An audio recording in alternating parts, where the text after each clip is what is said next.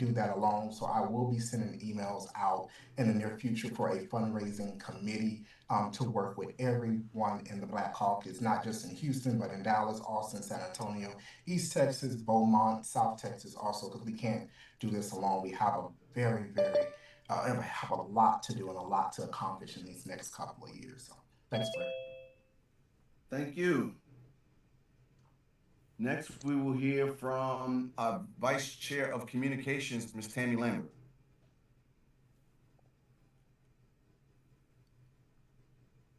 Hello, everyone. I won't belabor you. Real quick though, because I know we have a longer agenda. I wanted to make sure that everyone looked into the chat and saw that they are our websites, our social media links are in there, so that you can make sure you like, follow, share, do whatever. So I just want to get more activities. I'm also looking for volunteers for writers who would like to write articles on behalf of the Texas Coalition of Black Democrats. So we can post to our website. We would love candidate submissions as well. To talk about the office that you're running, the who, what, where, when, and why. We in the military we call that the 5 Ws. I'm trying to think. In addition to that, I know the chair is looking to introduce everybody who is running for office. I need a huge favor. I need you all to jot that into the chat as well, so we can, as he recognizes you, he'll call your name, and then you'll be able to come to the camera and speak. So please like, share all of our social media.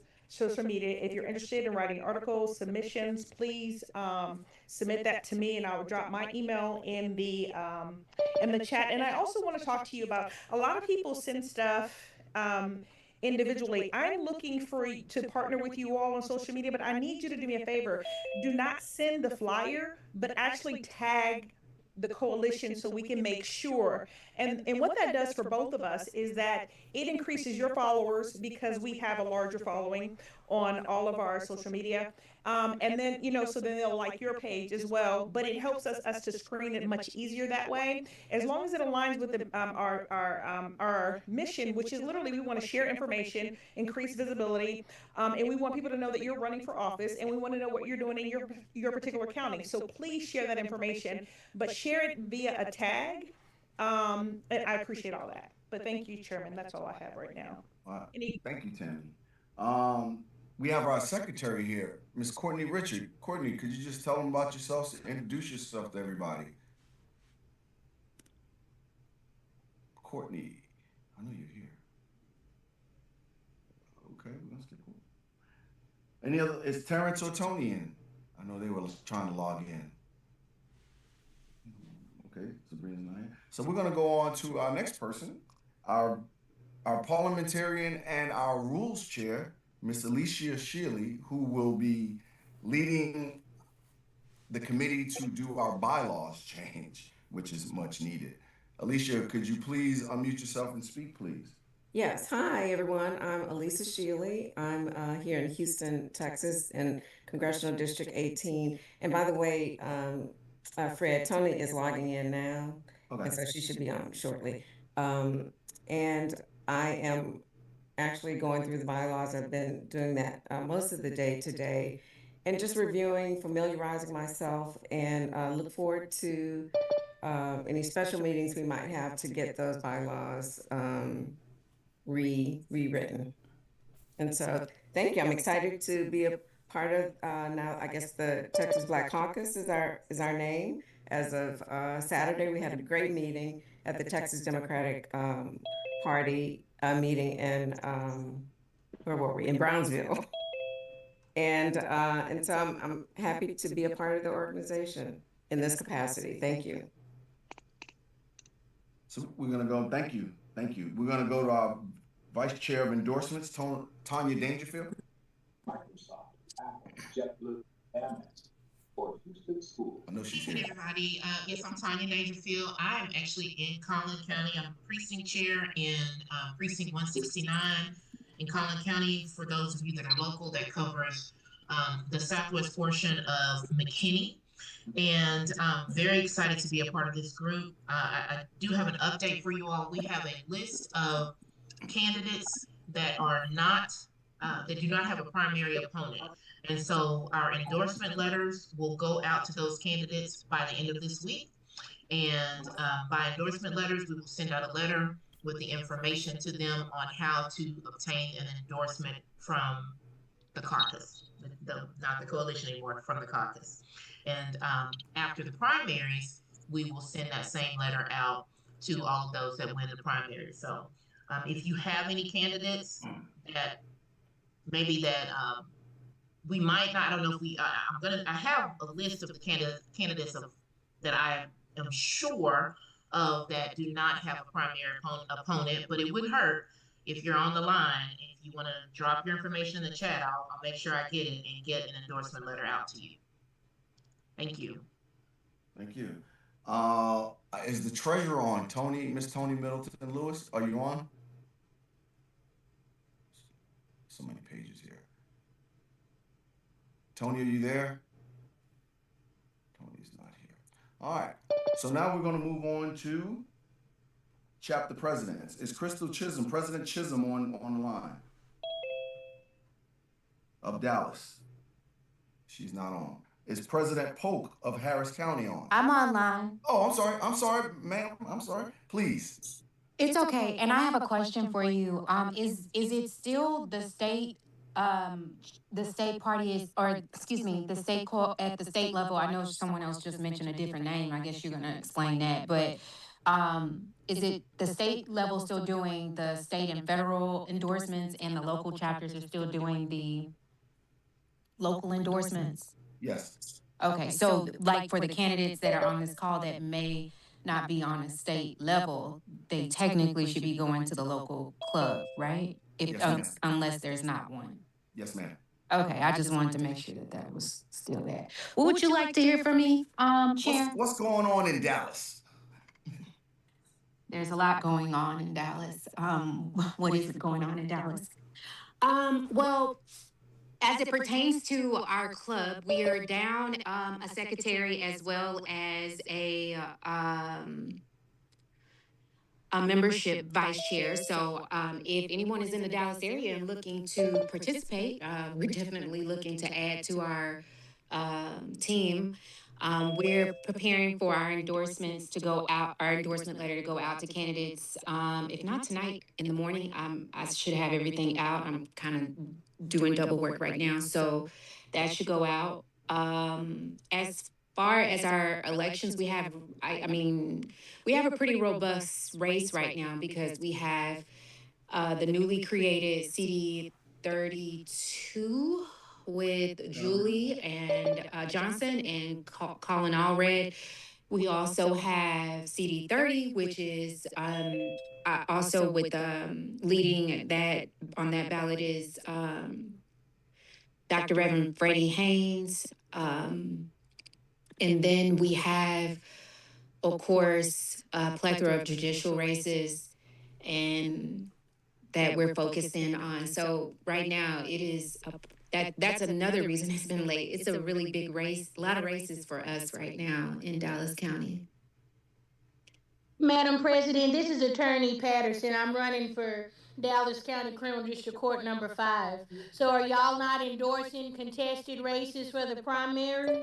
Yes, ma'am. As I mentioned, I said that is those letters are gonna go out tonight, early tomorrow morning. So just look out for that.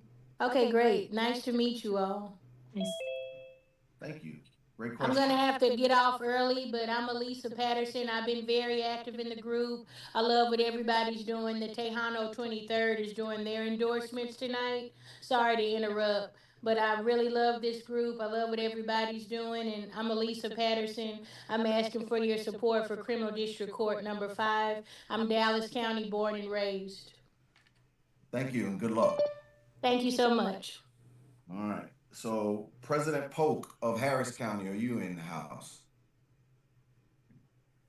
President Jupiter of Bell County. President Byrd from El Paso.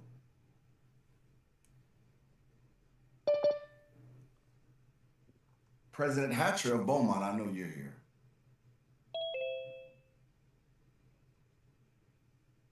President Hatcher?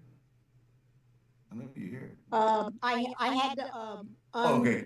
I apologize. No, you're Um, fine. Thank you so much, Mr. Chair. We are busy as a well established organization, scrambling, trying to get our 2026 membership dues paid. And we are very, very busy from a standpoint of the candidates that'll be on the primary ballot March the 3rd, especially the black candidates. We're fortunate enough where our black state representative, Christian Manuel, does not have an opponent, but we also have Judge Holmes. He's on without an opponent. Judge Jones without an opponent. Our district clerk doesn't have an opponent. And we're excited to have Carolyn Guidry come back to be our Jefferson County clerk, and that's going to be exciting. And then there are multiple black candidates in Port Arthur. And so, from a standpoint of really hitting the ground running, we have our hands full, like I'm sure all the other uh, presidents and chairs across Texas, trying to do all we can to support our black candidates. It's a proud day for black candidates in the state of Texas. Thank you, sir. Thank you, and all the great work you've done in the past and what you will continue to do in the future for Black people in this state. Now, our treasurer is on. So, our treasurer, Tony Middleton Lewis, please unmute yourself and speak, please. Yes, sir. And what am I supposed to do at this point? Give a Just report? want to give an update on what you've been up to. Okay. And I'm gonna tell you this: we've been doing a lot in this area, so you can be kind of vague because it's a lot. You're speaking of the political side or the treasurer's side? Treasure side, treasure Okay. side. On the treasurer side, I have spoken with Fred several times in trying to get both our bank account and our ActBlue account. And as of this moment, neither one have been resolved. Yesterday, I got a text, and I think he was CC'd on it from Brandon saying he would email and let me know something. Ghost. I've not heard back. Um, I went online last night, yesterday, and I worked on this all day yesterday, basically. On the, I spoke with the attorney at Texas Ethics Commission, and I don't know how much I'm privy to tell on this part, but It's only rip the band-aid off. rip the band-aid off. Okay. Well, I called because there's one simple form that I could fill out, and it's called the AGTA that will make me the treasurer for the Texas Ethics Commission. But the young man that I spoke with, Dave, from that department, gave me a warning that this account has been red flagged. And the reason it's red flagged, in July, they reported having money in the account. August, it went to zero with no explanations. So I asked him if I were to go ahead and do this form, would I be responsible? Any of the officers in charge now, would they be responsible for what happened prior to us? He said no. I then talked to Justin, who's the financial director, and Justin was like, Tony, get it in writing. So I emailed them, asked them to put that in writing, because Tony Lewis does not wish to put her name in something that's going to cause scandal. And so I'm now waiting on a response. I serve as the PAC treasurer for several organizations. Been doing it for 10 years, never had any issues with Texas Ethics Commission. And Tony Lewis do not plan on having any issues with Texas Ethics Commission. So I am now in holding to get a response from writing from the legal department of the Texas Ethics Commission. But I want to share this part.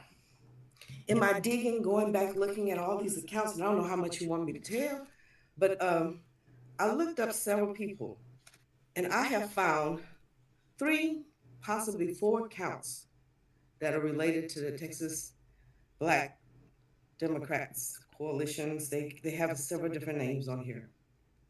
And all three accounts, except for the one that I spoke of, the main one, which is zero now, do have money in them. And they're all under, and I never say the young man's name correctly. Andron, how you say his name? Johnson. Antron. Yes, thank you, sweetheart. They're under his name, and if you look it up, he has about 15 different accounts in his name with the Texas Ethics Commission. But there's one I found, and I cannot figure out who the person is on this account. And I can give you the details of how much money is sitting in each account if you wish me to, or I can hold that. No, hold up. You don't gotta do that right now. Okay. So that's where I am, Mr. Chairman, still trying to figure out who's on first, who's on second, and how do we go past this? Thank you. And I'll say this, between Justin, Tony, and Alicia and myself, we've spent a lot of hours with the finances. That has been the bulk of everything since December 6th, dealing with finances, like trying to get a hold and figure out what we're doing. And I'm gonna ask everyone on this call for some grace. We're trying to figure it all out. Like literally, we are trying to figure it out. And we have plans that we're gonna move forward so we can start conducting like do all the great things that Justin wants to do. But there's a lot going on, and every day when we think we see some light, there's another tree falls in our face. So I wanted to be transparent. It's where we are, and we're figuring it out. So please give us some grace. Please, I'm begging you to give us some grace in that. So next we will hear from Courtney, our secretary. Jeez. Want to introduce yourself, Courtney? Miss Richards. I know you're here. I see you. Hi, I'm here. Can y'all hear me? Yeah, we can hear you. Hey everybody, I'm Courtney. I'm the secretary. Really don't have an update, so we just waiting on us to get started officially, so we can, have some updates. All right, well that's it. Yeah, I was the secretary before. We don't normally have a lot to say, but I want y'all to know who she was, at least heard her voice. So if you hear her, you know she is. So Terrence is not on the call.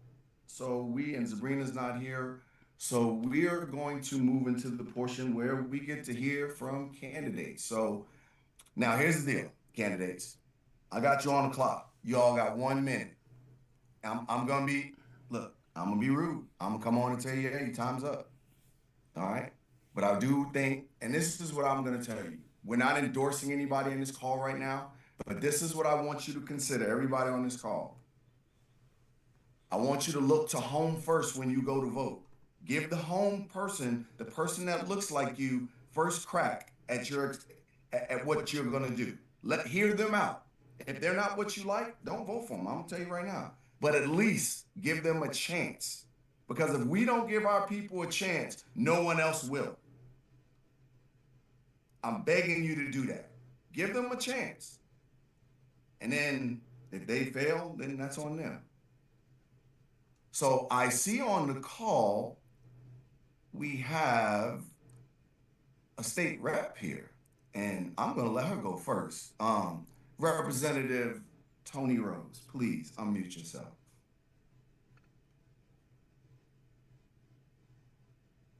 Tony, you there?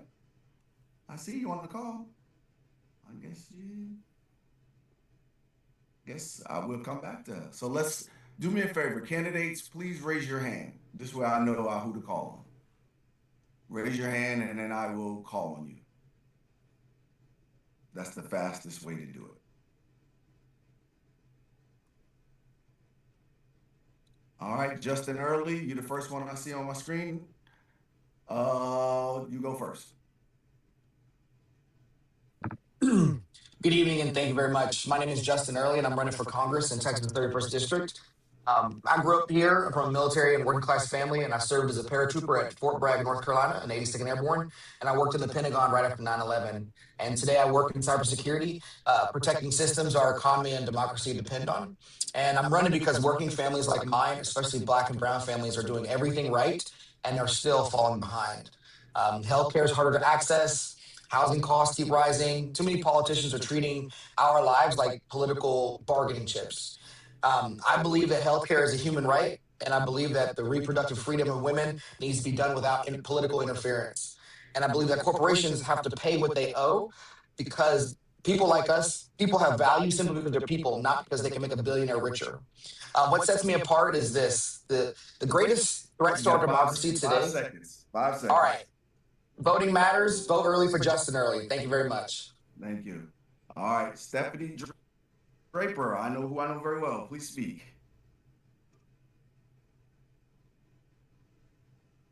Stephanie? Okay. Hello, everybody.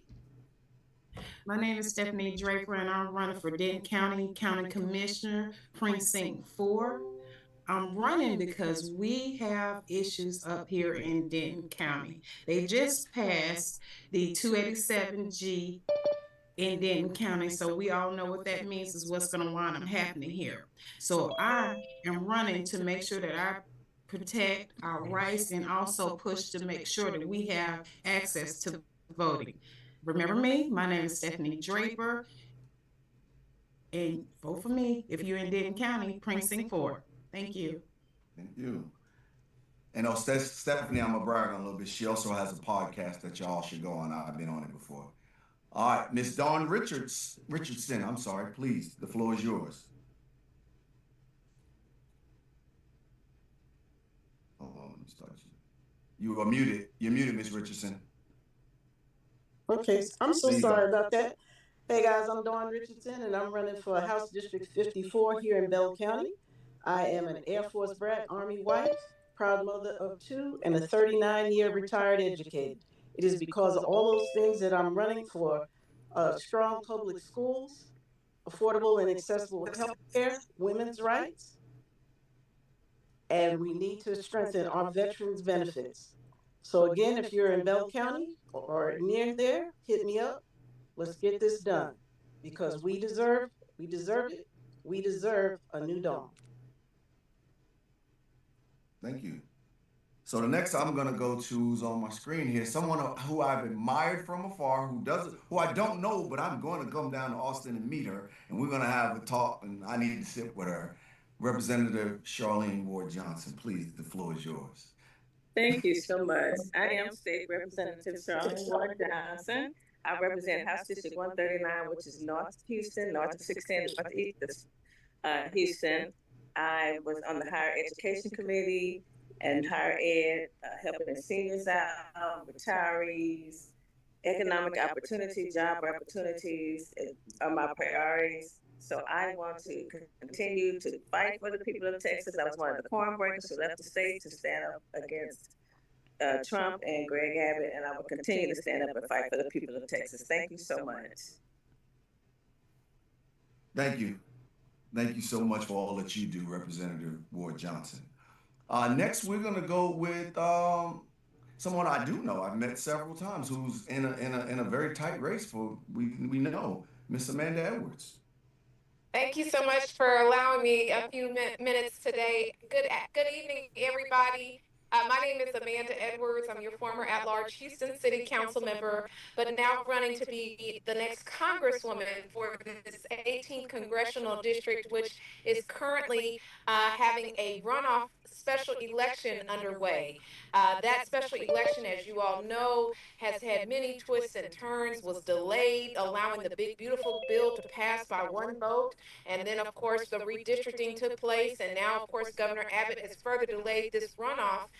We finally got 2 days extension on this runoff period. So early voting just will close at 7 p.m. this evening.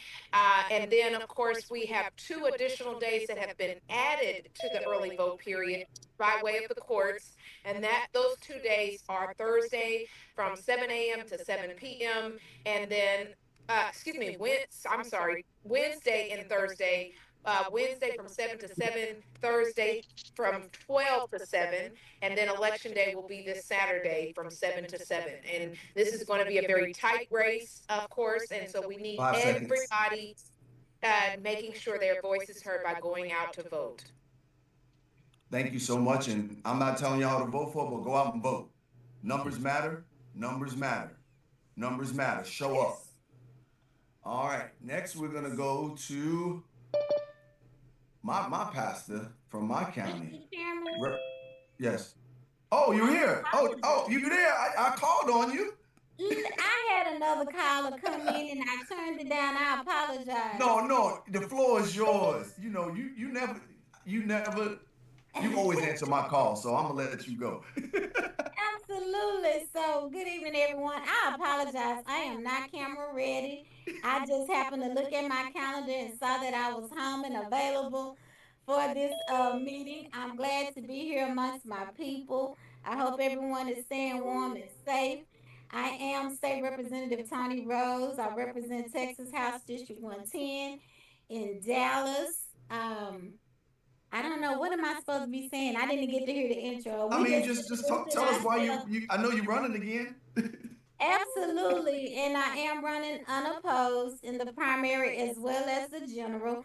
But I'm looking forward to really helping and getting out, trying to support and get other black Democrats, anybody, Democrats, period, elected. And so I'm looking forward to that. And just, hey, y'all, I will say this during this election cycle. You know, a lot of times we talk about campaigning and we talk about trying to encourage people to vote. But what I want to encourage everyone to do is try to equate voting to everyday life. People do not vote because they don't understand why they're voting. And I think it's important that we equate voting to everyday life. And I think once we do that, we'll be able to move the needle, because I think what has happened, a lot of things are happening now that people feel the impact of it, but they don't even understand that that's because of a vote. You know, and so I just want to make sure, you know, I tell people all the time, you know, when you asking people to vote, they want to say you just want to vote because you want to be a rich politician. With it, newsflash, state representatives don't get paid. We get a $7,200 stipend a year, which is equivalent to $600 a month, which is equivalent to $19.22 a day. I'm just here to help my community. So y'all do that. Be blessed, and I'm sorry for taking up too much time, Mr. Chairman. No, thank you. You never take up time because you give us your words of wisdom, and we love and appreciate you, my sister. So next, I'm gonna go to my pastor from my county, my pastor who I've known for a long time, Reverend Barrett. Please, the floor is yours. As I gave him this great introduction, he didn't get it on. We'll come back to Reverend Barrett. Let's go to Miss Brandy L.L. Bird. Is that what it is? That's correct. Yes, my name is Brandy L.L. Bird, and I'm running for Bell County Democratic Chair. And my platform consists of building a strong Democratic base and unifying us across Bell County. And vote for me, Brandy L.L. Bird. Okay, thank you. Next, we're gonna go to Miss D. Johnson. Good evening. Yes, I met you at the No Hate rally. I was invited by Tanya Dangerfield. My name is Darcel Johnson, and I'm running for Justice of the Peace Precinct 2. The purpose of me running is to make a difference. We've got so much going on in this area, especially when it comes to not just small claims, but truancy and evictions and foreclosures and there needs to be transparency and accountability in the court system. And so I want to bring not only equitable justice to it, but fairness. And I want my community to know that they are not only seen, but they're heard. A lot of the people in this community are in rural areas and they've never lived beyond where they are right now. And so to be able to not only see a face that matches them, but also to understand where they are. I've had to deal with the court system myself where two of my daughters were concerned. And as a matter of fact, they just graduated from college. So thank you so much. Vote for Darcel Johnson, Justice of the Peace, Precinct 2. All right, thank you. We're gonna go to Mr. Terry Must Happer. Did I say it right, sir? That's it. Okay. Yes, sir. Mustapher, yes. Good evening, everyone. I'm Terry Mustapher. I'm a 21-year construction supervisor, engineer. I retired here 2011, run a nonprofit. I am running for the Bell County Democratic Chair position. My motto is we are stronger together. My goal is to unite the party, get our people engaged, register to vote, and to vote. So if you know anyone in Bell County, have them reach out to me on my Facebook and to vote for me. I'm looking for a spirit of unity. I want to build a party that listens to the constituents and supports and stands up for every Democrat in Bell County. Thank you very much. Thank you. Next, somebody I do know this person, Miss Marquita Green Young.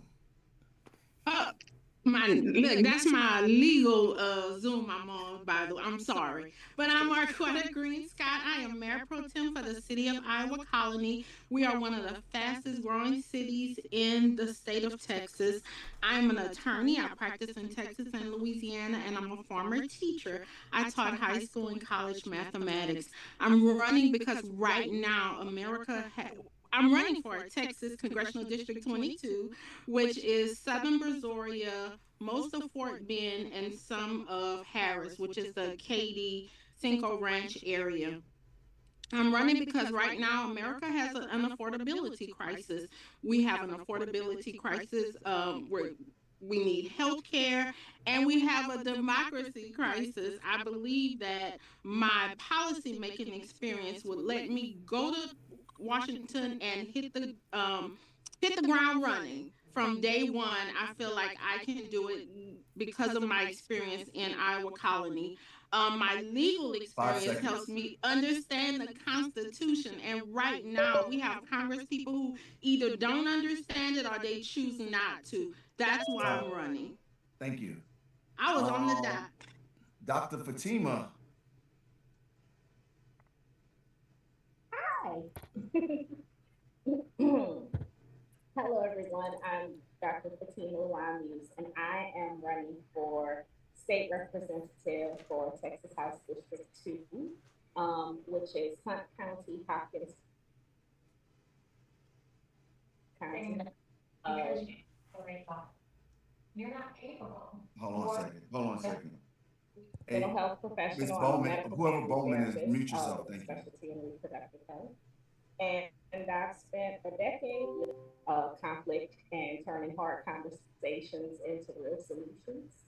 So I think that this is a natural opportunity for me to do the same thing in this position. I've heard a lot of people in my district complain about everything from taxes to infrastructure. And so I'm personally impacted by those things, and I figured I could be frustrated. So Thank you. Reverend Barrett, are you here now? I'm here. I was speaking before. I don't know what happened. Can you hear me? Yes, we can, sir. The floor is yours. Perfect. Thank you so much, Brother Chairman. And I do appreciate that outstanding introduction that you gave me. My name is Irvin Lynn Barrett. I'm running for Justice of the Peace in Collin County, Precinct 3. For more than 33 years, I've served as a pastor, as a chaplain, a civic leader, working with families through real life challenges and difficulties. And I believe that justice is best served when people are heard and treated with dignity. I believe that the office should be one that is fair, accessible, and respectful. And so my goal is to put people over politics and service over self. I'm looking to serve, need support, and asking that you would assist me in that manner. Irvin Lynn Barrett, Pastor Irvin Lynn Barrett, running for Justice of the Peace, Precinct 3. Thank you. Thank you. And good luck to all the candidates that are running. Good luck to all of you. Before we transition to Coretta's the training part of this, I want to give a shout out to two people I see on the call, who are like my mentors. And they don't have to speak because they're gonna yell at me after this if I make them speak.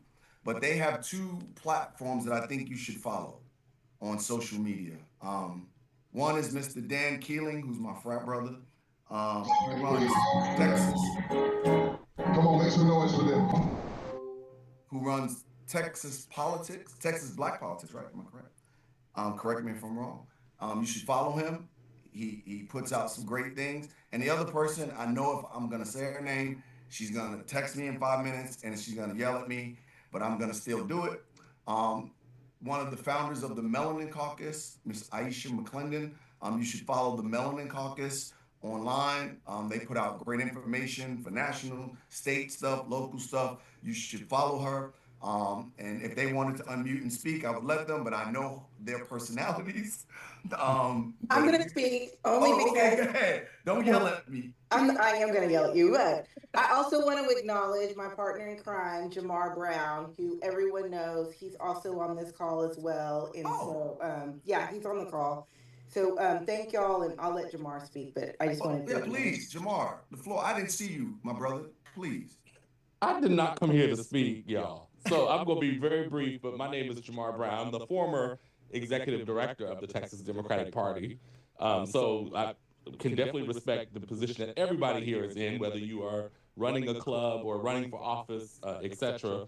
But stay tuned to the Melanin Magic Caucus. We curate events to engage voters and also to engage people in the party.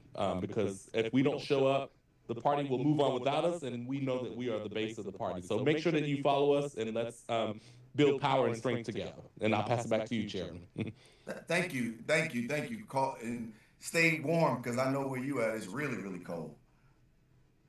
Dan, did you want to say anything, or are you good, my brother? Okay, he's good. All right, so we're gonna stop this part of the meeting. Thank you for listening to us. Thank you for listening to us. There's a lot of work that we have to do here. A lot of work. But we're up to the task. We're all together collectively can make this happen.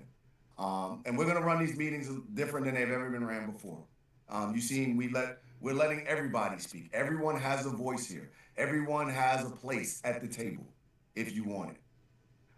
So the training we're about to go into now is very important and near and dear to my heart. I've been on the SDEC, the State Democratic Executive Committee, for 4 years. And in that 4 years, the couple things I've noticed. When we, as Black people, go in there and try to vote, we lose because we don't have the numbers. It all starts with going to your county party convention. That's how you become a delegate, so we can get to the state party convention, so we can have the votes that we need to get our agenda passed. We've done things that people didn't like in the past, but we did them because we had to. So there's a lot of rule changes that happened because of what happened in El Paso. And of course, the Black Caucus, we were right there with it. We did walk out. Yes, we did walk out. I'll tell you that. And we walked out because we didn't like some of the things that were going to be pushed forward that didn't support you guys. We had 800 and some odd people at the convention in El Paso, and in Corpus Christi, we're looking for 900. 900 Black people to show up and show up at that convention. So one thing that's going to happen at the convention, a lot of you have heard about name changes. So I was a sponsor of the bill along with some other people to the Texas Coalition of Black Democrats was the recognized body for holding a non-statutory seat on this State Democratic Executive Committee. We changed it to so that the Texas Black Caucus now will have that seat name. That's important. When I got elected to this position, I had 23 votes of 24. When Senator West and Representative Thompson got elected to go to the DNC, there was 300 votes. So if that seat is supposed to represent all black people in the state, all Democratic black people in the state of Texas, it should be represented by a large body. That's why the name was changed. So what I will say is this: the coalition still exists.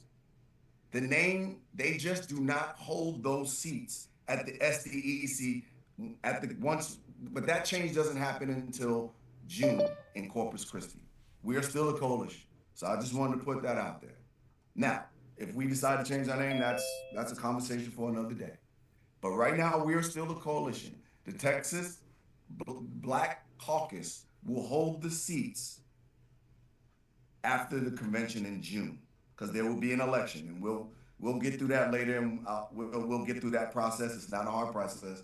We'll get through that process, and we'll vote in Corpus Christi, and there will be a male and a female who will represent the black people on the SDEC. Please do not confuse that with the seats that Senator West and Representative Thompson hold at the DNC level for the Black Caucus. Those are two different seats. So with that, Coretta, the floor is yours. Thank you. Hello again. In the beginning, I didn't really give you my political background, but let me just share with you before I start. I've been active in politics since I lived in New Jersey and was attending Rutgers University. Was active with the Young Democrats on a national level, as well as the state level. Came to Texas for law school, so that was my focus.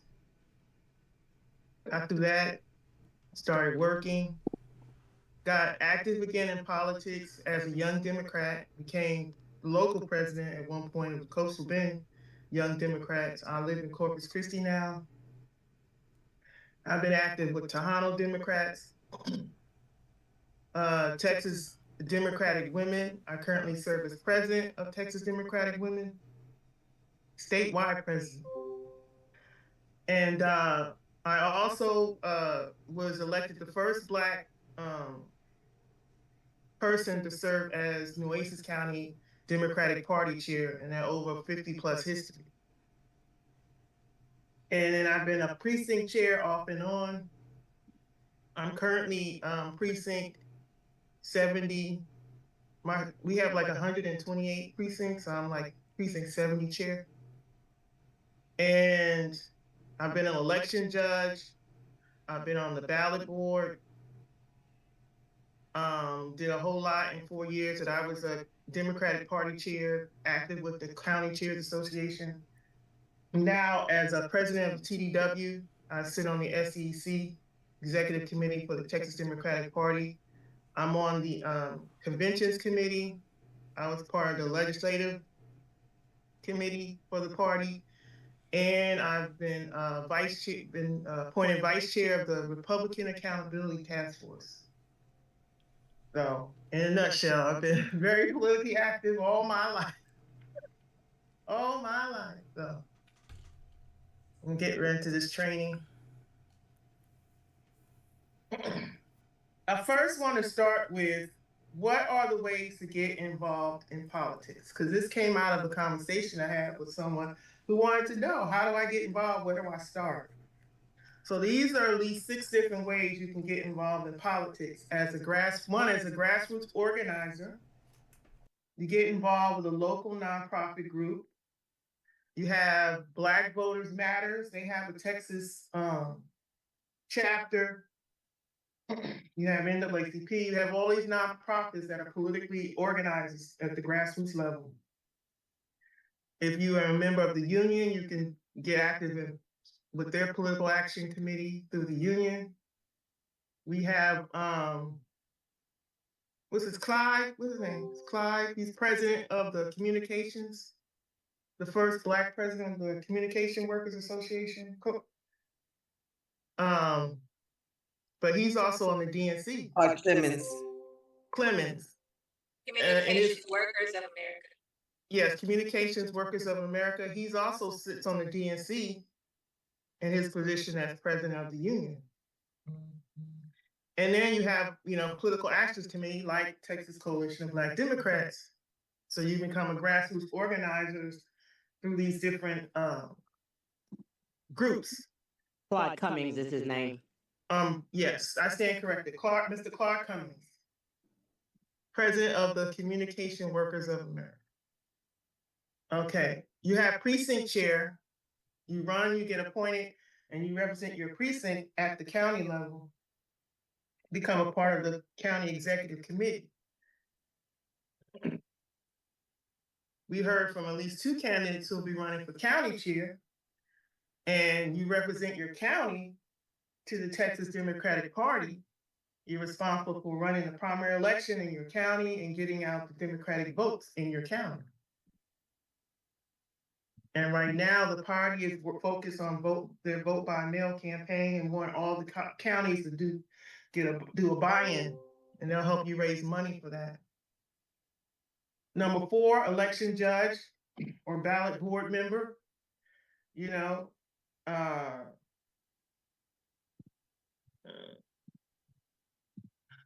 Oops. Let me go back. I don't know how to go back.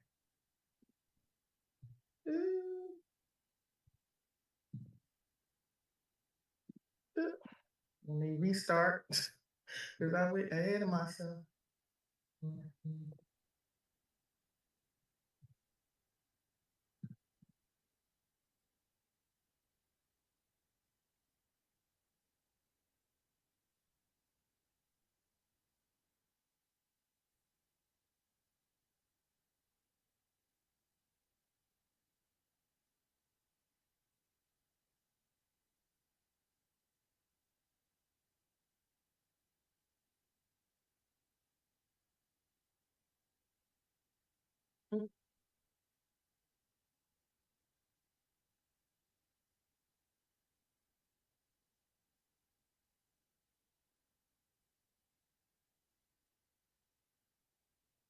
So while she's getting that straight, so here's what I'll say about this. The reason why I'm gonna say something.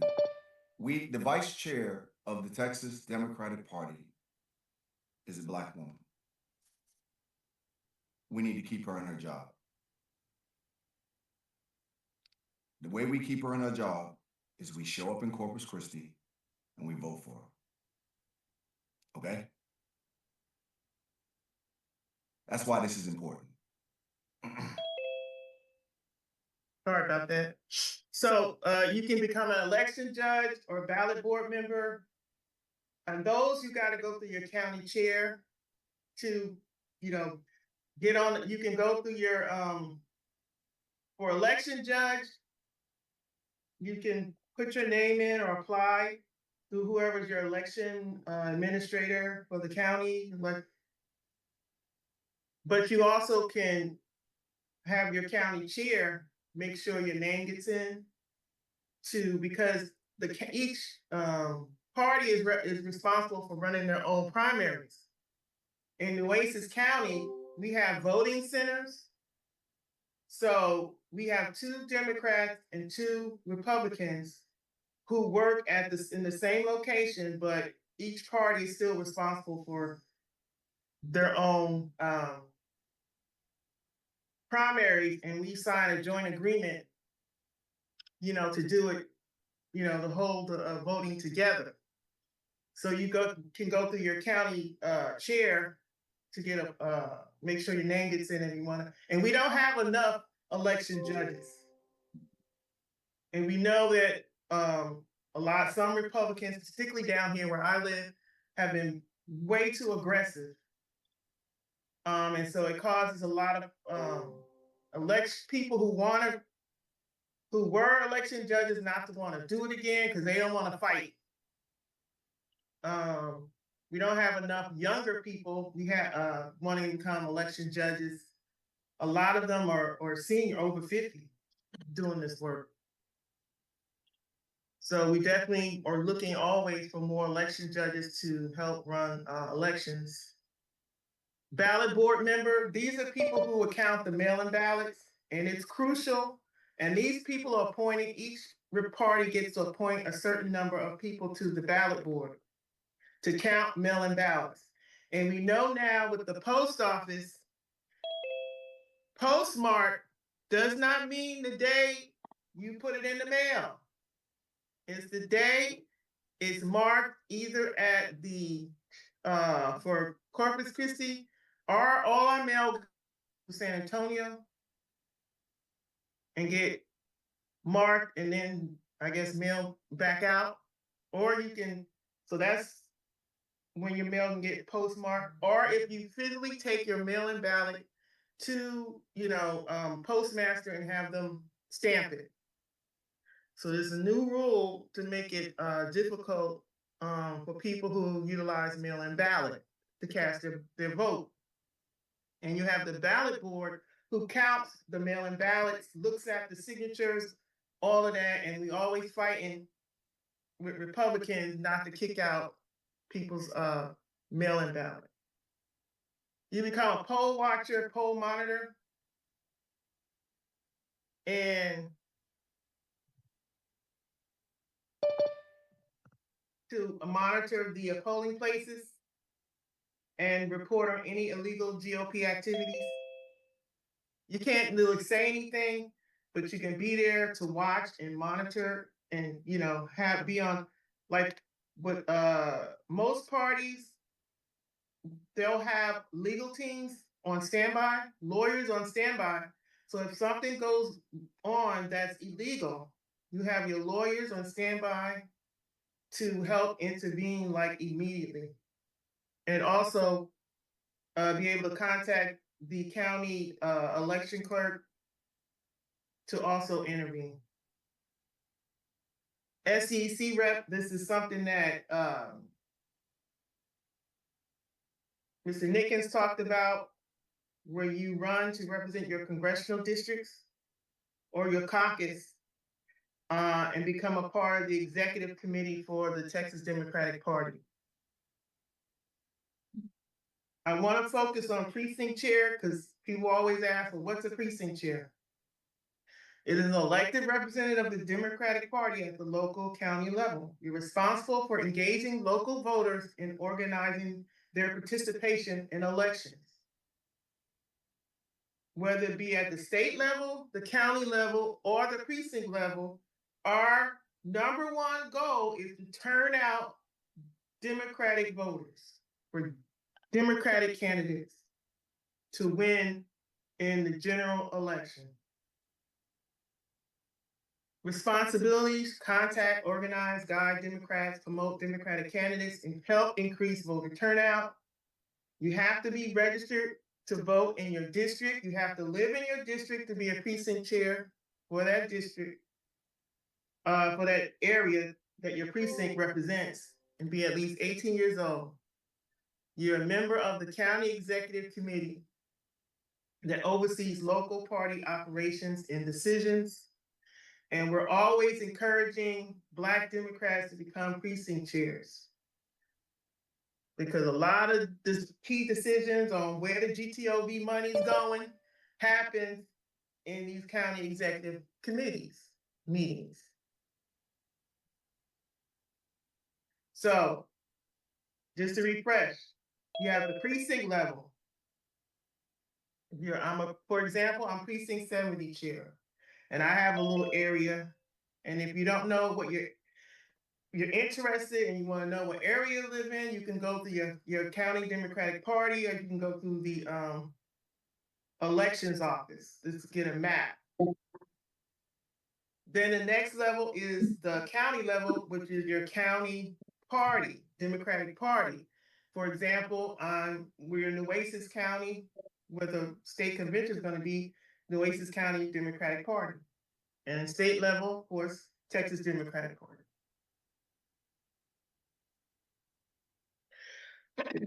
Now,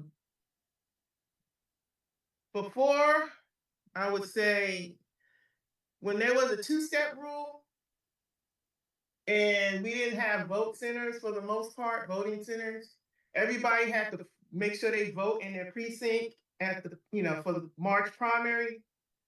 And then right after that, if it was a convention year, they would have what they call a precinct convention. It's charity. I'm gonna be on. Just like give to charity. All right, thank you, Charity. Appreciate you. I appreciate you too. Yes. Mute Mr. Carl Davis. Just gave me some for my pain. I just want to try to see things. Okay. Okay, please mute. Yeah, Tuesday. The 27th. Oh, my sister birthday. Ron, can you mute? Yeah. Yeah, y'all get it together. I wrote December earlier. You okay? Right. So you see it still has the tape on it? Oh yeah. The surgeon needs to take that. Yeah. Because a lot of the surgeons, they don't let us touch it. They want to Right. Can you mute him? Frederick, you know how to mute him? And take a look at him. Mr. Host Ron, mute him, please. Thank you. Let me call him. Well, anyway. Oh, you talking about the white cups? Oh, we got some white cups. Typically, you would have a precinct convention right after the voting ended for March primary. White cup. And you would have to pick, if you had any resolutions, you would vote on it so that it'll go to your county convention. If you had delegates, you vote on your delegates so it goes to county convention. So they do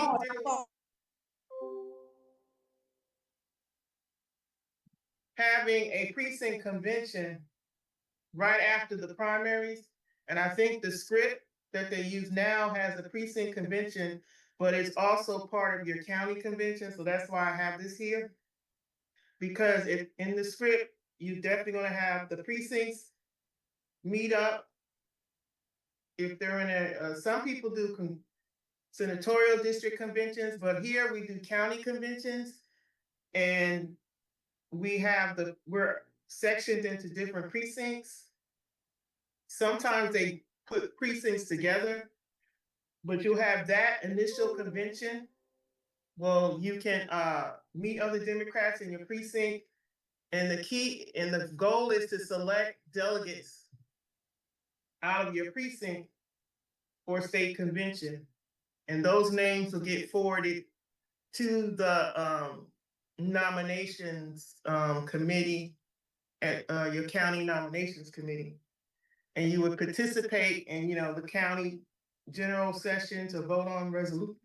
If there's resolutions that your precinct wants to have forwarded to be voted on at the county convention, you have to, vote on it in your precinct.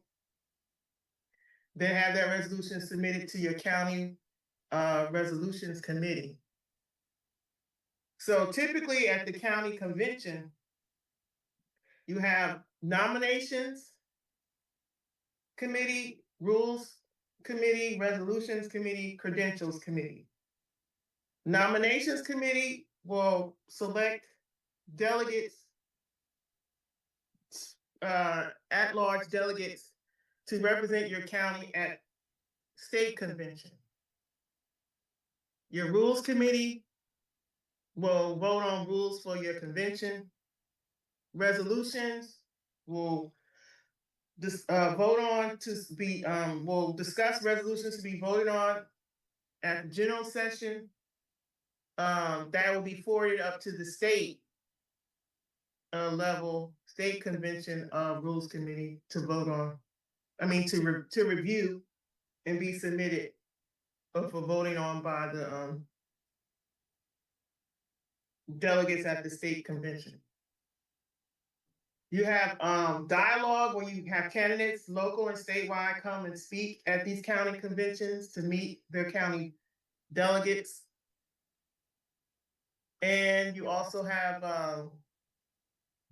the most important thing, organizing and electing delegates to state convention and preparing GTO, get out the vote strategies for November elections. Okay, Coretta Carl Davis, how y'all doing this evening? How are you? can you kind of refresh on the delegate? I know you mentioned the nomination committee delegates be elected from there, but let them know that each precinct can elect delegates. And if you Yes. don't get the opportunity to come out your precinct, your name can be submitted to nominations to come out at large. So there's two levels of delegates: precinct to the convention from your exact precinct, because there's a count, how many male and female, and then when you go to, if you don't get out your precinct as a delegate, you can submit your name to nomination to come out as a delegate. So let me explain that piece so everybody is very clear on that. Well, you did a great job, Mr. Davis. This is a long time political, long time activist. So he basically, explained it to you, two different ways for you to become a state delegate, and we're encouraging everybody on this call to become a state delegate for a state convention in June. Try to get out your precinct, because even just like you have goals that have to be met at the state level, you have goals that have to be met at the county level in terms of number of African American, number of Latino, number of women, number of men, number of disabled, number of youth. So the different categories that have to be met.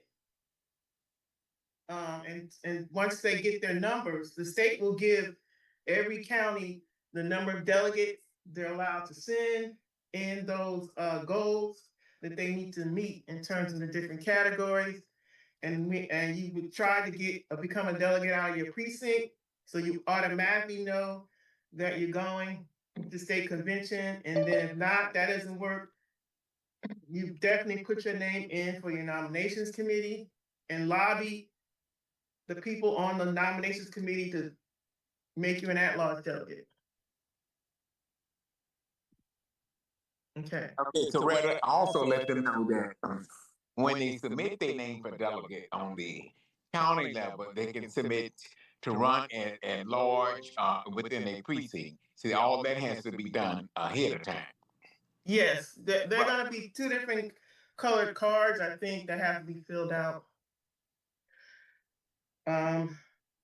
Yes. So, but I know it's a form, and they say you want to run as a delegate from your precinct, you can say yes, and then also at large. So that way, your name will be populated into the large if you don't get out your precinct. Yes, put your name in both locations, at large and out your precinct. That's a great suggestion. So why is going to state convention this important this year? Well, we do it every 2 years. We hold a state party, Democratic Party convention. So this year we elect party officers. And I think they're going to serve, 4 years? And we're going to elect our state party chair, vice chairs, secretary, and treasurer for 4-year terms. And we want to make sure that African American, our current vice chair for the Texas Democratic Party, gets reelected.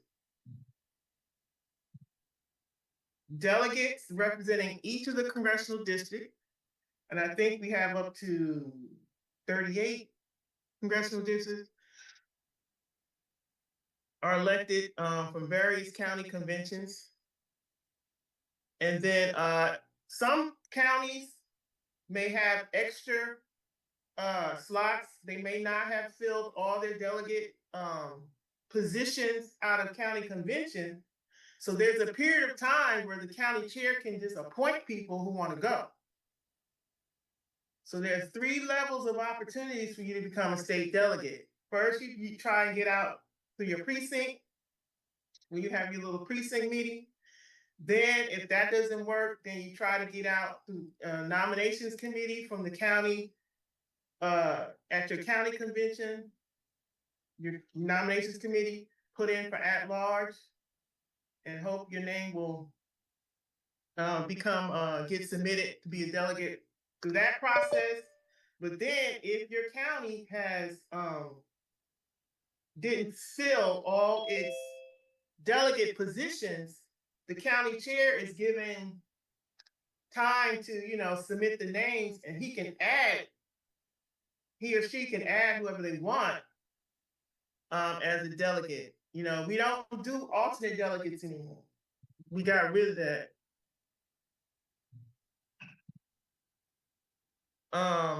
For SEC elections, every 2 years when we have our county convention, our state county convention, or our state convention, we elect representatives to the Texas Democratic Party Executive Committee.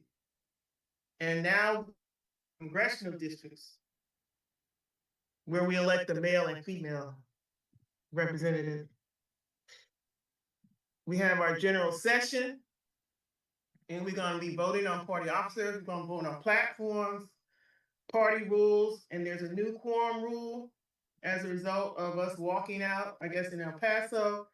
They voted that any business that doesn't get resolved at convention will automatically go to the SEC. To fit the first meeting of the new SEC to complete. And then also you'll see during general session, you have guest speakers, elected officials, candidates, national figures come and speak. And several interest groups like the Black Caucus, we will have our meeting during that time to elect our SEC representatives. There will also be trainings at county conventions, probably that Thursday. I think they started doing trainings on Thursdays now before the convention starts. There'll be, there'll be after parties. So those are different things that happen at state convention.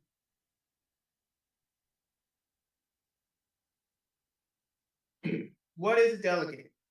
Delegates are the elected representatives of a congressional district, as I stated before, to convention. The job of the delegate is to participate and vote on party-related matters. Let me say that one more time. The job of the delegate is to participate and vote on party-related matters. One of the rule changes that is going to happen is they're going to do electronic voting. They will still have paper ballots, but they're going to do electronic voting at the state convention. That means you got to check in to get your number so you can vote. They're gonna, so that's gonna be the thing. And we voted to have ranked choice voting on everything. So make sure you come. The first thing is to try and become a delegate so you can participate and vote. How do I become a delegate? What's the process? We already talked about it. You gotta vote in your primary, March primary, and be affiliated. Either take the oath of affiliation when you sign up at your county convention if you didn't vote, or you vote in the March primary. Because all the counties will get a list of who voted, of the Democrats who voted in the primary. Attend your county convention. And like I said, some places have senatorial district conventions. It'll be March 21st.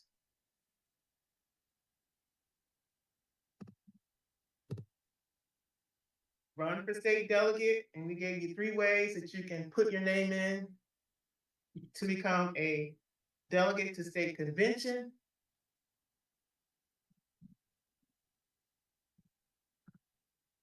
And congrats, you're a state delegate. And so we're gonna stop there. So when we have our next training in April, then we're gonna talk about, now that you're a state delegate, what's next? I'll stop there. Thank you, Coretta. Are there any questions of Coretta before we move on? Anybody? Unmute yourself and ask your question. No, I don't want. I want to make a comment. Yes, please. Hold on. I gotta introduce you. You just can't jump on and talk without me introducing you, sir. Sorry about that. Sorry, Mr. President. If you don't know who this man is, he is the former vice chair of the Texas Democratic Party, an all-around great Black man in the state of Texas, Mr. Carl Davis. Now you can speak, sir. Thank you, Mr. Chairman. Thank you. And as Coretta did an excellent presentation, and she talked about the committees. On the when you get to the county level, you can, as a delegate, you can run for a standing committee if you're passionate about resolutions, especially. Run for that. Are you passionate about nomination? And we're gonna really need as many of us on the run for the nomination committee, because out of that committee they will present the slate of officers. And if we have more Blacks there on the nomination committee, you can do credentials, nomination rules, resolution. But the critical one will be nomination, to make sure we have as many Blacks on nomination to vote Shay out as part of the slate. So you can run as a delegate on the county level, and then if you don't make it at your precinct, you run at large. But also look at the committees too, representation there. Mr. Davis, why I have you here, because you were in the room when this agreement was made. Do you want to comment on the gentleman's agreement? Yeah, the gentleman's agreement was formed years ago. Because if the vice chair seat was created by President Lyndon Johnson, and at that time he appointed Barbara Jordan, the late Congressman Barbara, and so there has been some concerns about sharing power among the Hispanics. So we had a gentleman's agreement that we will alternate the vice chair seat between the treasurer seat, but at that time, we were not aware that, well, we had no inkling that the chair could be a minority. And this past 12 years, we had Gilberto Hinojosa as chair. So he's Hispanic. So what other place other than a Black to fall in is the vice chair? So now that we have that seat, we need to keep that seat. Because see, now the ethnicity balance has changed. That seat was created for us. You have Kendall Scrutter, who's a white male. So now if, and I'm go a little step further, it looks like our gubernatorial nominee will be Hispanic. And if that's so, we need to make sure we have people on nomination to vote Shay out as vice chair as part of the ticket. But the balance with the gentleman's agreement is to alternate the vice chair between Hispanic and me. But see, you got to push it a little further, because we need strong, we need Black as part of the top leadership. Any question? Anyone? There's several questions. I'm gonna go to Jamar first. Okay. I don't have any questions, but particularly I have a couple of comments, if I may, Mr. Chairman. Of course. As somebody who's worked on the staff side of this, you know, as you mentioned, Mr. Davis was vice chair, but obviously the staff side of it is a huge ordeal in its own. I don't know if we're still on Facebook Live, so I'm trying not to give too much strategy. But we are. You know, let's not give away our strategy either. And so, but I do think, based on Coretta's presentation, I do think that we need to have a real conversation that is internal about what a comprehensive strategy for Black people going into the state convention is like, because there are multiple factors that you all have to consider, and obviously Coretta has laid those out. You have to get delegates. We need people to be delegation chairs, not just be delegates. We need people on the committees. We need people in those rooms.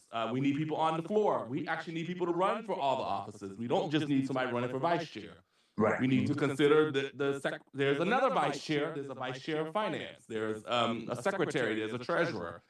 I think that we have to have and what are we doing once we get to the convention?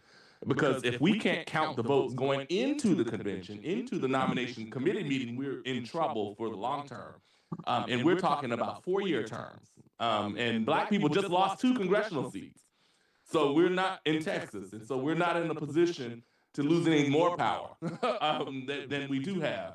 And so I would just hope that the next meeting would not be public, but would be amongst family, so that we can have a real conversation about what that strategy looks like, because there's 6 or 7 different factors that everybody's got to consider going into the convention. And I don't think that other people, non-Black people who may not have our interests at heart, are the people that we want to lay out our strategy to.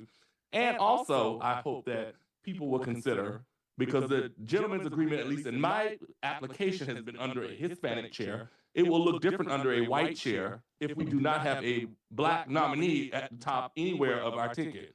And so what happens in March during the primary and who's at the top of the ticket and the governor's race and the Senate race will also impact who is the chair of the party. And what the representation from the chair of the party on down the rest of the ticket looks of the party looks like. And so I think there are just multiple factors that we haven't had a chance to really discuss and strategize around. So I just want to lay that out for folks, and I'm happy to be part of the conversation. Obviously, I'm happy to support and what that looks like, and also making sure that we include our vice chair in the further conversations if her intention is to run again. Yeah, she was supposed to be on a call tonight. I think something must have happened. Nick Dangerfield. Thank you, Chairman Nick, for the opportunity. Ms. Coretta, can you expound on your slide about how do I get involved? And you spoke at the grassroots level about local nonprofits and unions or political PACs. Can you expound on that, what that looks like? I'll give myself as an example. And I'll start with this. When I ran for county Democratic Party chair, I didn't campaign. There was a white girl running against me, and they were like, oh, duh. I made a promise to say, okay, girl, I ain't gonna campaign. And I did. But I won by over 50%. Not campaigning at all. Because I had already laid the groundwork doing the grassroots organizing. I was active. I had signed up for the Letterman's Union, the Post Office Union, went to their meetings, got involved with what they was doing, whatever. Was active in Tejano Democrats, got involved with whatever they was doing, still active member. I was active with Texas Democratic Women, got involved with what they was doing. I've been active in NAACP, life member, always in the community doing stuff with them. Active with my sorority in the community. We do an annual MLK March, active with them every year. So I'm doing grassroots organizing with different local organizations. I see my friend here, Tina, with TAFE, Texas Association of Black Professionals in Higher Education. Okay. Just being in the community, doing the work, active with the Black Chamber, getting politically active on issues that impact the community. So people saw my face everywhere because I was always going to stuff, always involved in stuff. League of Women Voters, active with them. At one point, they wanted me to run for president of that organization, but I chose to do, something else. So just getting involved in, in issues impacting the community and attending events as a grassroots organizer. And so I was, so the people knew my name. So the whole time I was building brand name, my brand, what you call that? I was building my brand name in the community. So I had run for office prior to that for like Del Mar local community college trustee board. I had run for office for that. So, I was doing grassroots organizing work, through various organizations. And so that helped. So people knew and I was active in my church. I attend the Black Baptist Church, active in that, to do whatever, church, church activities and stuff. So, and I'm being, not me being, involved in political awareness and involvement in every organization that I'm a member of or actively engaged in. My name ID, was already out there. So by the time I ran for county chair of my Democratic Party, I have the campaign. So I will say this to everybody.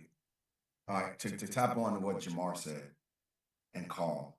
My expectation, it's not a goal. It's an expectation. And I said this when we were going in El Paso when I was named the convention chair for the Black Caucus meeting. I pissed a lot of people off, and I'm gonna tell you why.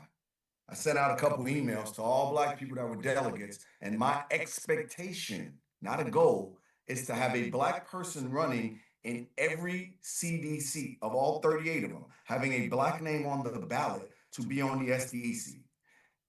Now, here's the thing. Do I think we're all going to win? No, of course we're not going to win. I'm a realistic person. But we have to be there. We have to represent and be in there. If you're a disabled person, go join the Disability Caucus and run for their seat. If you are a veteran, come run with the veterans. If you are, or the Rural Caucus, go run with the Rural Caucus. I expect a Black person to run. Expectation to run in every seat for the SDEC. Because we have to show them that we are here now. It's not a goal anymore. We can't, I haven't been, no, I need you on there. I need you to start putting the work in now so people can start knowing you. Start going to your CEC meetings, go to your county convention, all those kind of things so these people can know you. So when they vote for you, they'll know who you are. I'm gonna give you an example. When we were in Dallas at the Dallas convention, and this is why it really opened my eyes. So I'm sitting in the nominations room. I wasn't on a nominations committee. So I'm sitting in the nominations room, and then Carol Robinson, the former chair of this great organization, was on the ballot to be the state chair. It was him, Mr. Hinojosa, and what's her name? The lady, Jesus. Kim Olsen. Kim Olsen. Were on the ballot. So we were in the room.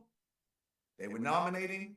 Kim Olsen and Gilberto Hinojosa actually names were forwarded out of the nominations committee to the floor for consideration. Carol's name was just sent out because they understood if the Black man didn't come out, there would have been heck to pay in Dallas. So they sent his name out, but he didn't have enough votes because he only had 12 supporters in the nominations room. 12. Each CD gets 2 people on the nominations.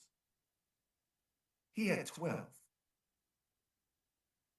Why? Because there wasn't enough Black people running for those jobs, those positions. We can never let that happen again. That was embarrassing to be in that room. And there were several other Black people who weren't on the nomination committee. We were sitting there like, oh my goodness. That's what gave me my fire. So we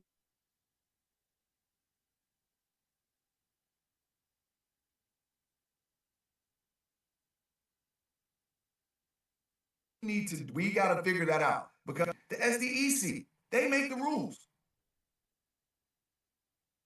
We got to do better.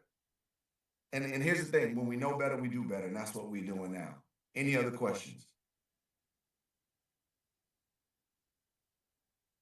No other questions. Wow. Anybody want to comment? Okay. Oh, Jamar. Okay, I'm talking a lot, and I said I wasn't going to talk, but you always do that. Exactly. But I just wanted to uplift what I said in the chat.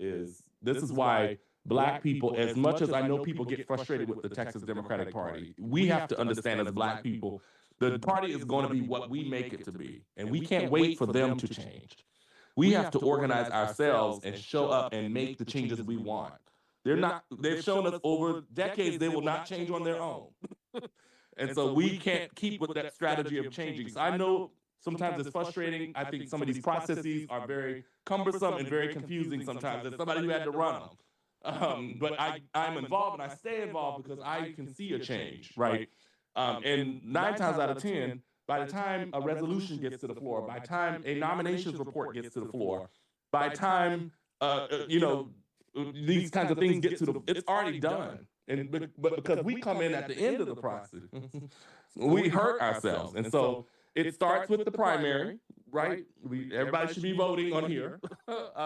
Make sure you vote. Then it's the county and congressional conventions. Then it's all the trainings and the strategizing. Then it's the state convention. Then it's the committee meetings that happen. Some of them will happen before we get to Corpus Christi, and then the meetings that happen. And so, I just, why I keep saying this is, and I implore people to get involved and to bring other folks with you. I am also very concerned about what happens in the Senate primary and how that impacts Black people's participation in the party. Either way that primary goes, I'm very concerned about it, because you're going to have Black people who may be discouraged if a Jasmine does not win, and not know the other person, or vice versa. And I challenge us that we've got to make sure that, one, we vote for who we want, and two, that we have to stay involved in the process to get the results ultimately that we want in the end.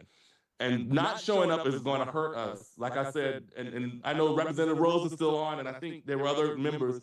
Like, we just lost 2 congressional districts. We just not at a place, if anybody loses anything now, it's going to be Black people.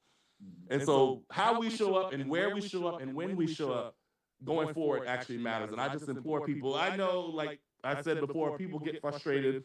I was the first Black ED of the party. There were many frustrating days, I can tell you about it. However, giving up and not showing up isn't going to make it better. And so we've got to stay and we got to fight together under a long-term comprehensive strategy. So I just implore people to participate where you can, and also getting your friends and other colleagues in your communities to participate too.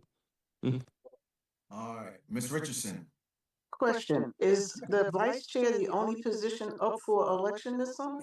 No, so every position is open. The chair, vice chair, treasurer, vice chair of finance, and secretary. They're all open.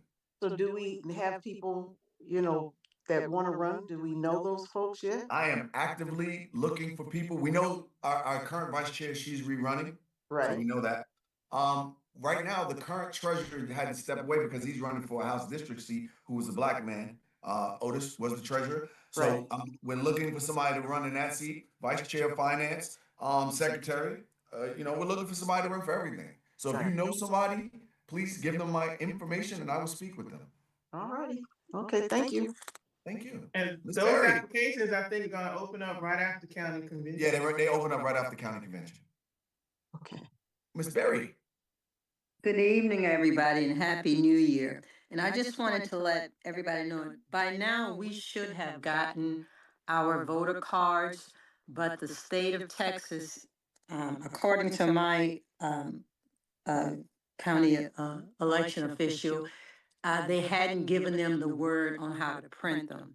I would encourage county chairs and precinct chairs to know your roles, people on your roles, and keep tab on that, because I do believe this is intentional, to try to scrub the rolls and keep people from voting. So county chairs and precinct chairs, be alert. Thank you. That's important. And I haven't got mine. I haven't got mine yet either. Yeah, we should have gotten those by now. Yeah, we should have. We should have, literally, because early voting starts in 3.5 weeks. So. Yeah, because we're at the end of January now. Yeah, early voting starts in 3 weeks, 2 weeks, 2.5 weeks now. So yeah, anybody else? Oh, to answer the question, these slides will go out to the chapter presidents tonight. There was somebody in the chat that asked that. I think it was Ms. Jones. They will go out tonight. Anybody else? Chair Nickens, this is Beverly Hatcher. Yes, ma'am. I am very concerned, and I don't know what we can do as Blacks across the state of Texas.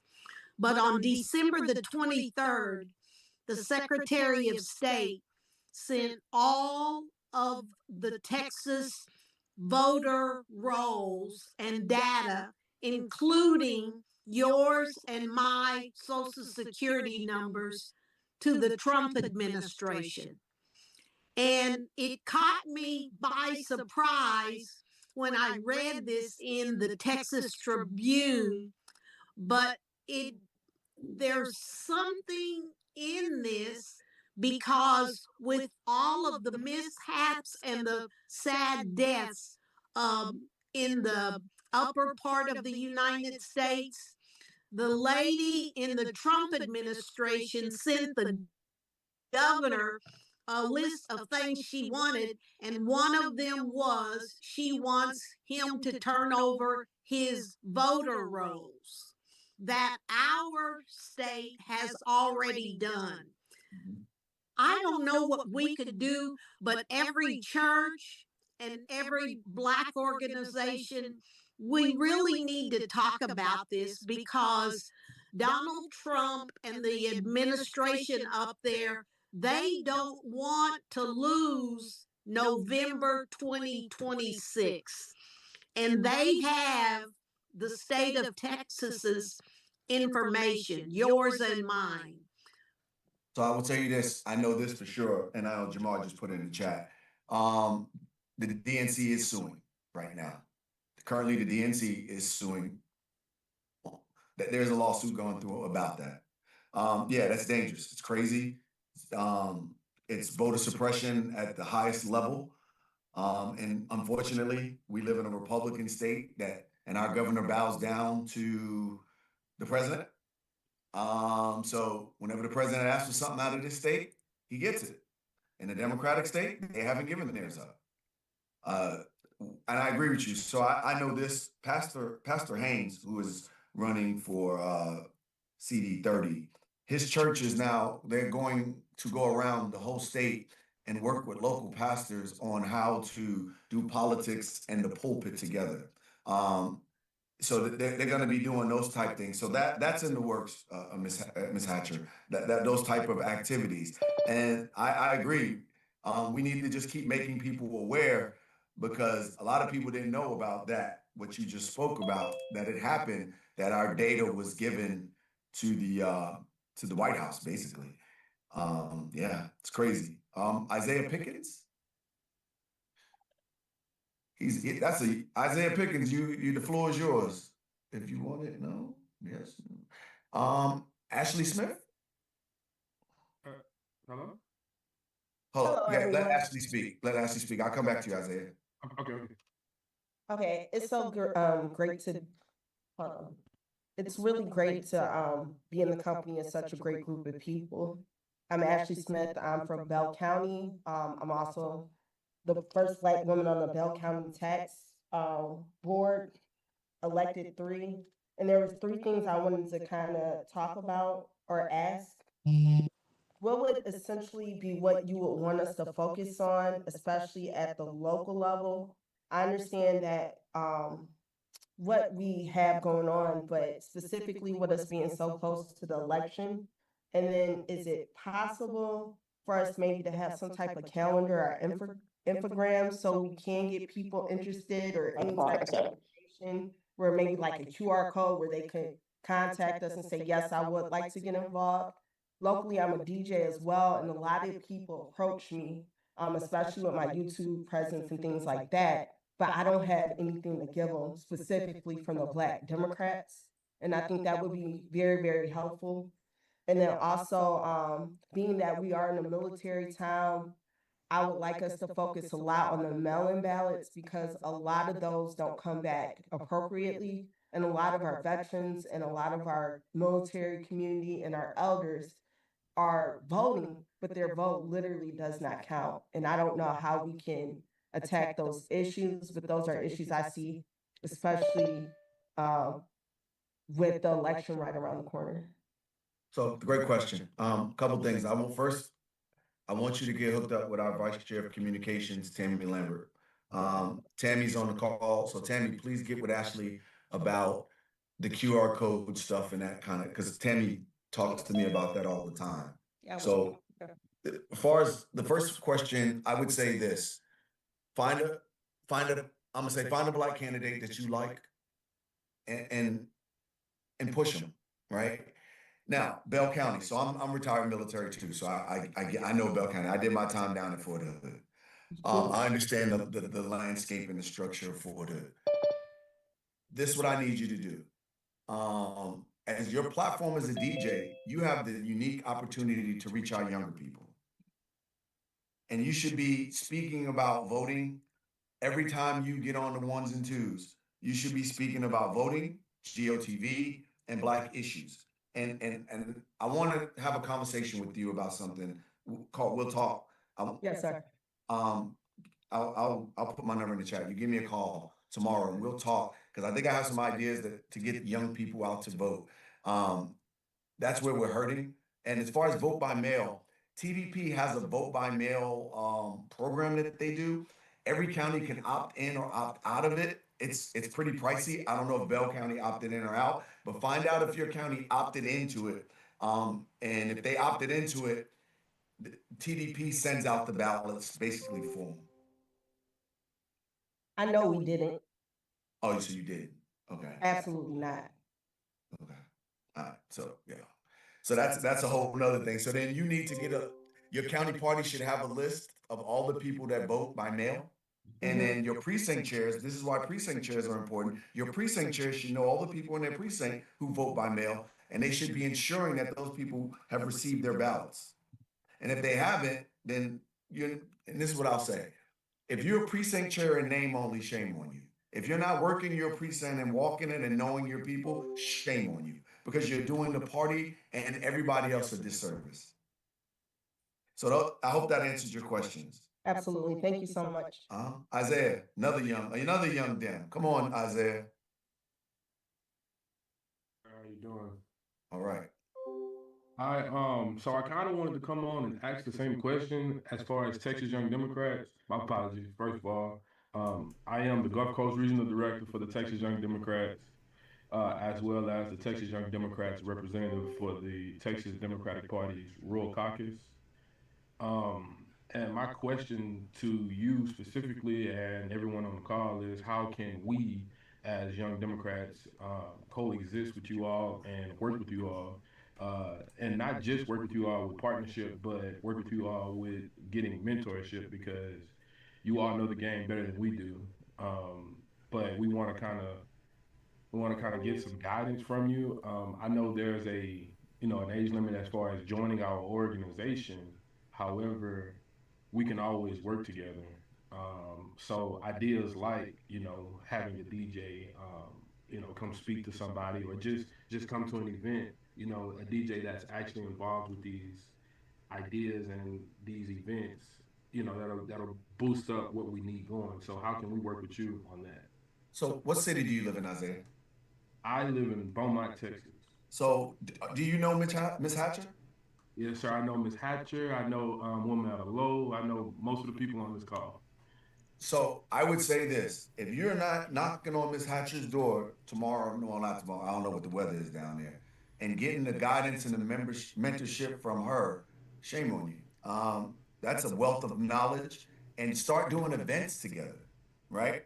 Start coming in and doing events together and bringing the institutional knowledge that she has. Because one thing we do, I noticed in this state, and maybe Jamar can tell me I'm wrong, but we don't have good succession plans. We need better succession plans. We need better that part right there.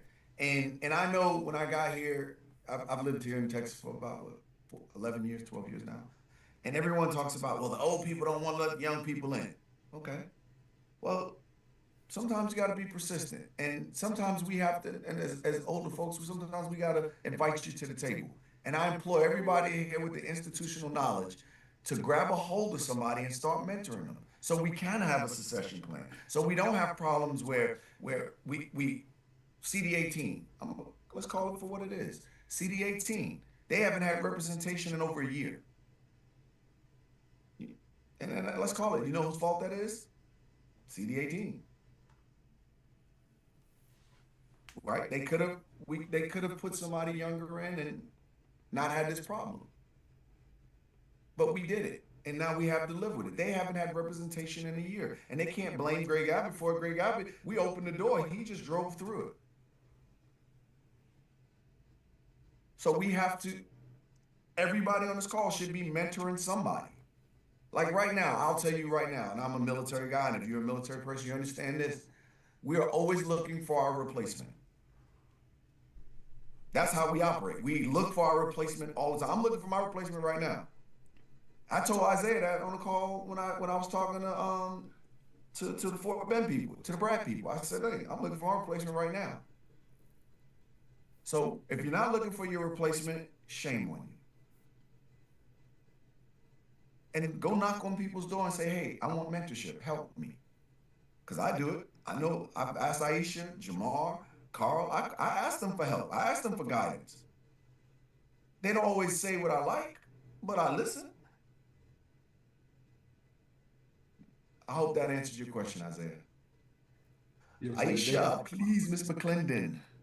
I'll be real quick. I kind of wanted to go back to talking about the voter rolls and the concern for that. Yes. One thing that you all should do is we should be checking our voter registration, even if you're somebody who's like, I know I'm registered. That may not be the case. You may have been dropped off the roll. And at all of our events, we should be planning to have somebody to check there. If you all have events that you know are coming up and are scheduled, I'm more than willing to connect you with Powered by People. That is definitely the #1 priority now since that's come out. He is all in. And so if you have an event coming up and you want somebody there to check and get them into reach, I can connect y'all. And my number is I can give you my number. Are we still on live? Yeah, don't put your number out. Oh, my number. Well, I will. No, I'm not putting my number out there, but I will put it in the chat and you all can reach out to me because it's really, really important, y'all. That's how they're going to get to us. They're going to drop people off the voter rolls. They're going to go to vote and then they're not going to be on there. So we have to be really diligent at every single opportunity. And everybody on this call needs to check theirs first twice. Keep checking it because I think it's going to get worse as we get closer to these elections. So definitely reach out. If somebody has my number, you're more than willing. I'm more than open for you all to give it out so that we can get some people out there. Thank you. Okay. Chairman, can I jump in real quick? Yes. Okay. If they go to Texas in Color, I did a segment on called about vote plan. And what it did, I broke down everything in there that you need to do to prepare yourself to vote. And what the young lady just said, dropping off the roll and all that stuff, that's going rampant. I was dropped off by checking, but I got that taken care of already. So just go to Texas in Color and look at the vote plan in there. That'll help everybody out on this show right now. Thank you. Go to Texas in Color. This is why we're doing this, people. So we're giving you the resources to go to things and see and get the knowledge. Ms. Griffin. Hello, thank you, Mr. Chair. I just had a quick question in regards to membership. I don't know if the VP of membership had spoken. I had to step away, but I had a couple of questions about finding out if your I'm out of Denton County, so finding out information about inactivity or activity of your county and then individual memberships and kind of how that does, as far as dues or anything like that, if you just touch on that for me. You can be a member. Denton County does not have an active chapter right now, but you can come just a little bit down the road to Collin County, and the Dangerfields are kind of running that with Dr. Thomas. She's on the call too. They're kind of running that. So if you want to come and coalesce with the Collin County chapter, then you can just get into a chapter that way, or you could be an at-large member. And we're gonna be sending out membership stuff. As soon as we get all the financial stuff set, then we will send the membership. Be on the lookout right after. We're hoping by Valentine's Day to get it all sent out.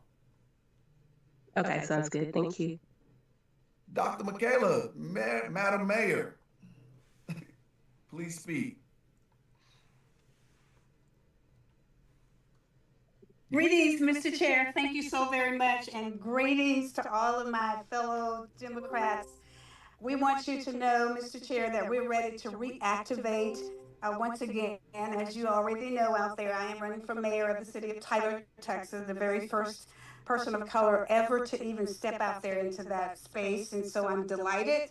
I wanted to join in, and I thank Miss Tammy, my fellow woman, female in arms. I'm retired Army as well. So thank you so much for the great work. Thank you so much for getting us on track and getting me back on track and opening back up so that we can bring East Texas back on board, and we're ready to reactivate our membership with the coalition. Thank you so very much for my time. Thank you for bringing up East Texas. So our vice chair of strategic planning is from East Texas, and she couldn't be on the call tonight because they have no power. Yes, sir. Yes, sir. Well, we got our power. We thank God that we have not been out, even though we got some really serious weather down here. So, so let me, if you can put her number or make sure that I have her. It's Sabrina. Oh, it's Miss Sabrina, of course. Yeah. Okay, yeah. So I have her number. So they have no power. That's why she's not on. And Understood. everybody that's running out there, and this is my personal opinion. I think if we're going to win the state of Texas, we're going to win it because of East Texas. Yes, sir. I think we need to invest in East Texas. And I know Nick, you're from East Texas. I know a lot of you are from East Texas, and we got a lot of Black folk out there that are not aware of what's going on.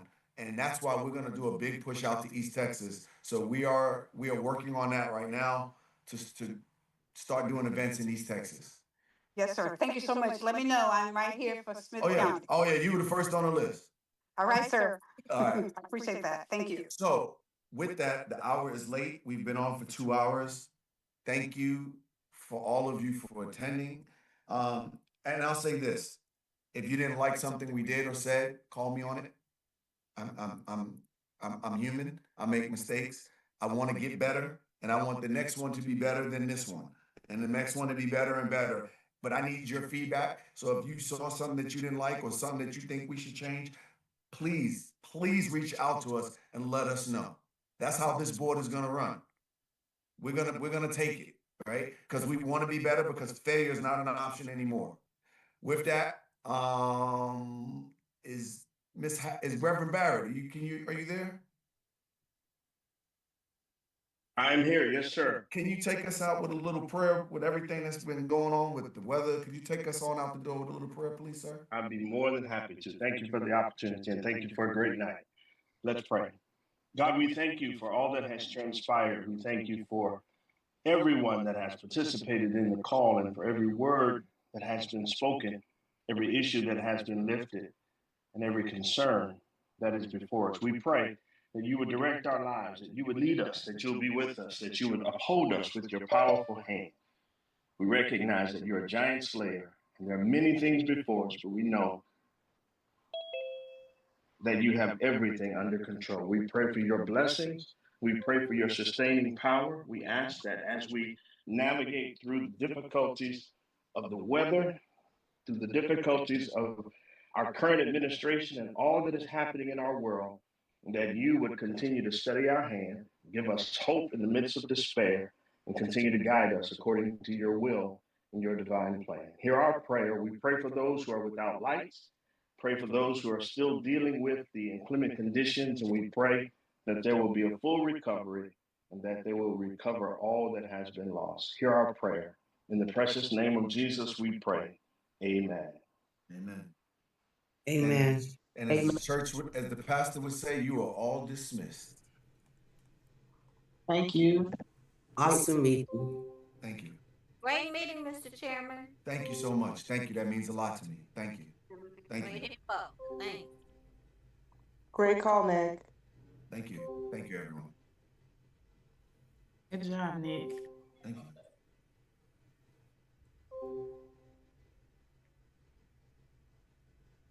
Nick, I had to drop off. I had to run the Alpha Voltage People's Hopeless People call, man. So I do apologize for that. No, man. you're good. You're good. We'll get you. I did mention you. I gave you a shout out.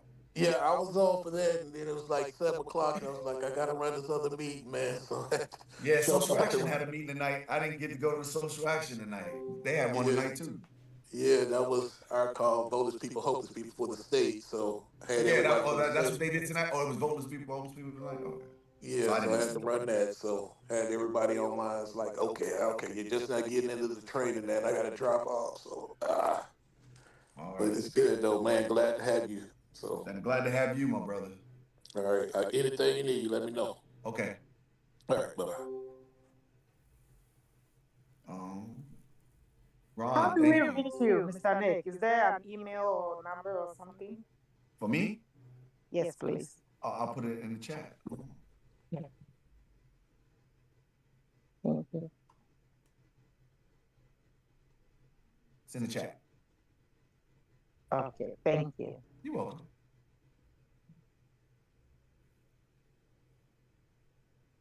All right. Ron, great job. Thank you. Thank you once again, my brother. Great job. Coretta, You great have a good job. night. Tammy, great job. Great My job. apologies, Mr. President. No, you're good. You're a hardworking man. Got on a little late. Someone did ask about membership. I guess we can send out an email on that. Yeah, I answered it, but you good, man. You a hardworking man. You saving lives.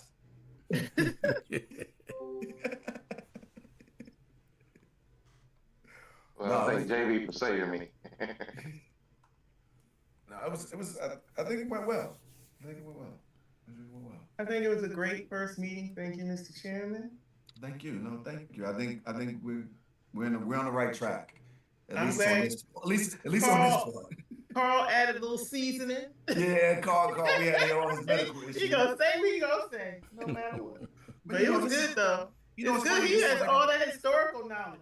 This is what everybody needs, right? To understand the background why things are today. Because if you don't understand what happened, you don't understand the gentleman's agreement, right?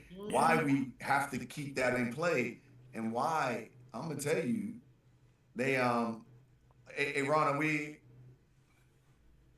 Just a second. Ron, can you take us off? I'm going to do it right now.